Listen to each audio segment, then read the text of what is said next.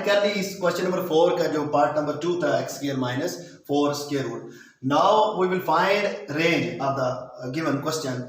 Now for range देखें, put x as plus minus 2। ये कहां से आया? जहां से हमने पीछे उसको ग्रेटर देन और इक्वल टू करके x की वैल्यू ली थी।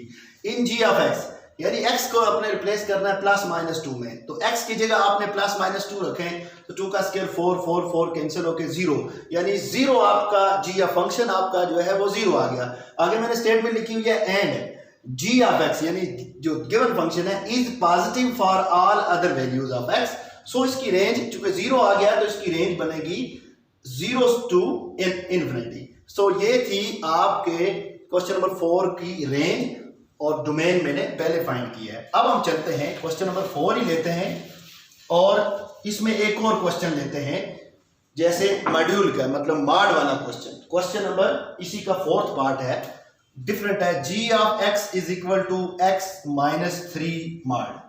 अब आपको पता है कि मॉड का आंसर पॉजिटिव आता है, मॉड से वैल्यू निकलती है तो वो पॉजिटिव देती है, तो इसकी आप डायरेक्टली आप रेंज लिख सकते हैं। देखें आपके पास रेंज आ जाएगी, रेंज इज इक्वल टू, देखें आपके पास अगर हम इसको ड्रा करें माइनस इन्फिनिटी से प्लस इन्फिनिटी तक, तो तकरीबन यहाँ पे माइनस 3 आता है, चूंकि प्लस 3 भी है तो यहाँ पे प्लस 3 आता है, तो आपकी रेंज निकलेगी माइनस 3 टू माइनस इन्फिनिटी, ठीक है, यहां से इधर, और यूनियन फिर 3 टू अनडिफाइंड।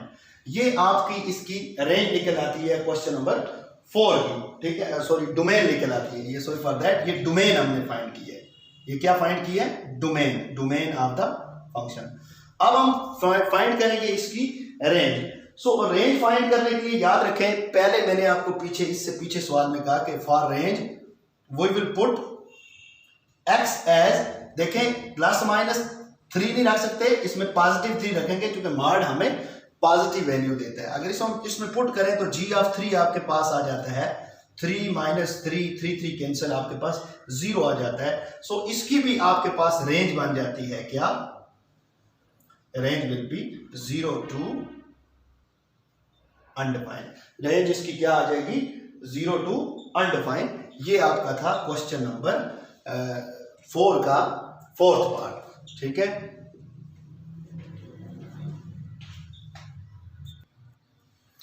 अब इसमें देखें क्वेश्चन नंबर 4 लेते हैं, इसका ये पार्ट नंबर है, ये बड़ा अमेजिंग क्वेश्चन है, 5, ठीक है, क्वेश्चन 4 का 5 है। ये देखें, इसको कहते हैं पीस क्वेश्चन, यानी मतलब पीस क्वेश्चन इसका नाम है क्योंकि 2 इसमें आया हुआ है। अब देखें पीस क्वेश्चन, देखें 2 पार्ट्स में आया हुआ है। देखें अब सबसे पहले इसकी आप डोमेन निकालने के लिए, ये बड़ा अहम है, डोमेन में आपने देखना है कि ये लॉजिक इसने पहला दिया हुआ है x इज लेस देन और इक्वल टू -2, यानी कि -2 भी हो सकता है और उससे छोटा हो सकता है, लेकिन यहाँ पे दिया हुआ -2 इज लेस देन x।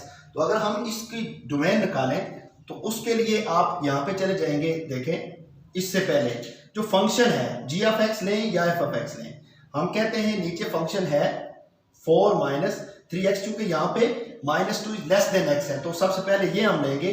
इसमें हम अगर पुट करें x एज -2, यानी x की वैल्यू -2 है, तो ये आपको देता है 4 माइनस 3 इंटू -2, आपके पास आ जाता है ये 10। इसी तरह अगर हम फिर पुट करें f ऑफ x एज ले हम 6x प्लस 7, अगर हम इसमें पुट करें x एज -2 तो f ऑफ -2 हमें आ जाएगा हमारे पास 6 minus 2 plus 7, that will be 6 to -12 plus 7, ये हमें देता है -5 आंसर। अगर हम इसको डायग्राम पे शो करें तो तकरीबन -5 यहाँ पे अगर बनता है, माइनस अनडिफाइंड इधर है, प्लस अनडिफाइंड इधर है, ठीक है। अब जरा गौर से देखें, एक आ गया हमारा, इस कंडीशन पे हमारा 10 आता है फंक्शन और इस कंडीशन पे हमारा -5 आता है, तो डोमेन हमारी बनेगी, देखें -5 minus undefined to -5 union minus undefined to -5 to minus undefined. अब देखें एक प्लस है, अब देखें यूनियन का मकसद ये 5 इसमें इंक्लूड है, ठीक है। 5 जब इंक्लूड है यूनियन में तो हम इसकी रेंज लेंगे, डोमेन लेंगे minus undefined two plus undefined. ठीक है, अब इसकी रेंज की बात करें। सो रेंज आपके पास आ जाएगी, रेंज आपने किस तरह फाइंड करनी है। 10 को देखें आप, तो 10 आपके पास इसकी रेंज का दिया हुआ इसने -5। अगर ये रेंज हम देखें तो इसी डायग्राम के अंदर 10 तकरीबन यहाँ पे आता है। ठीक है, सो आपके पास -5 to 10 ये यूनियन, अनडिफाइंड टू 10 आपके पास ये भी आ जाएगी, -अनडिफाइंड टू 10 आपके पास रेंज कहलाएगी। ये इस तरह पीस वाला जो क्वेश्चन है आपने इस तरह हल करना है।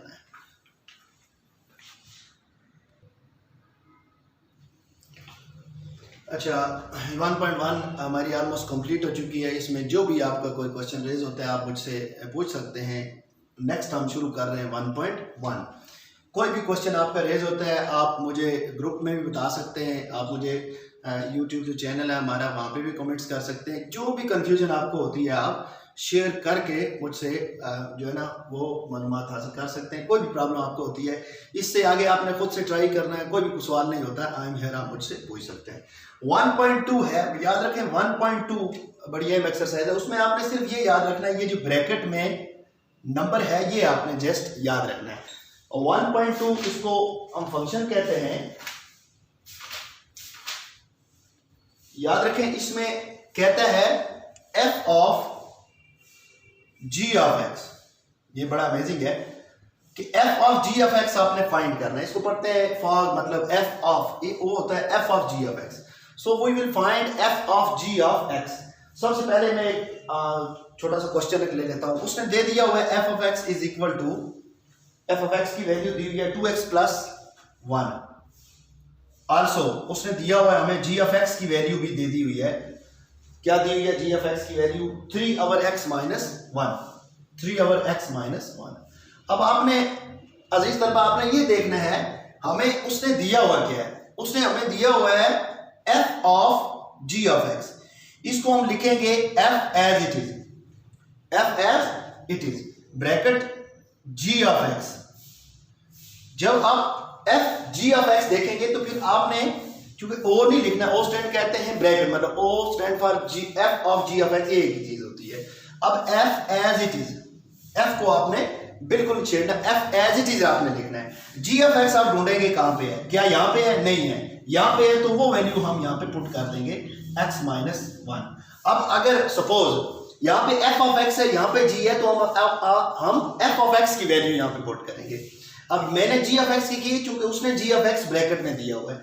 अब जरा गौर से देखें, जब अब हम f को हटाएंगे यहां से, मतलब खत्म करेंगे, तो f को जब हम खत्म करेंगे, इग्नोर कर देंगे, तो इसका मतलब ये है, आप ज़हन में रखना, आप ज़हन में रखना कि f के आगे क्या है, ब्रैकेट में f के आगे x है, 3 over x minus 1। अब ये x है आपका, ठीक है, ये ज़हन में रखना कि x क्या है। अगर यहाँ पे g है तो यहाँ पे ये भी x होगा, यहाँ पे k है तो ये, इसका मतलब ये ब्रैकेट के अंदर जो रकम है वो आपका x कहलाएगा।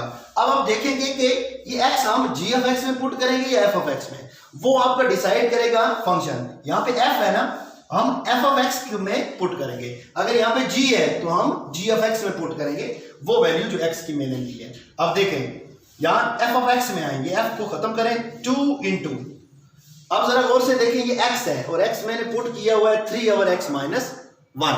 तो हम क्या करेंगे 2 into x, 3 over x minus 1, इसको ब्रैकेट में रखेंगे और प्लस 1 में x नहीं है, एज इट इज रखेंगे। 3 2s are 6 होता है, x minus 1 plus 1 over 1, इसका एलसीएम लेंगे, x minus 1 एलसीएम हो जाएगा 6 plus x minus 1, ये बन जाएगा x plus 5 over x minus 1। ये f of g of x का आपका जवाब आ जाता है। इसी तरह इसने दिया हुआ है g ऑफ x। तो g ऑफ x का मतलब क्या है, g ऑफ x। इसका मतलब यह है कि आपने इस g को नहीं छेड़ना, बल्कि ये जो g है अंदर इसने दिया हुआ है वो वैल्यू हमने पुट करनी है। मैंने पहले g ऑफ x लिया, अगर इसी को आप देखें तो ये हो ऐसे सवाल, ऐसे हो g of f of x हो, तो यहां पे आपने f ऑफ x की वैल्यू लेनी है, जैसे मैंने g ऑफ x की ली है।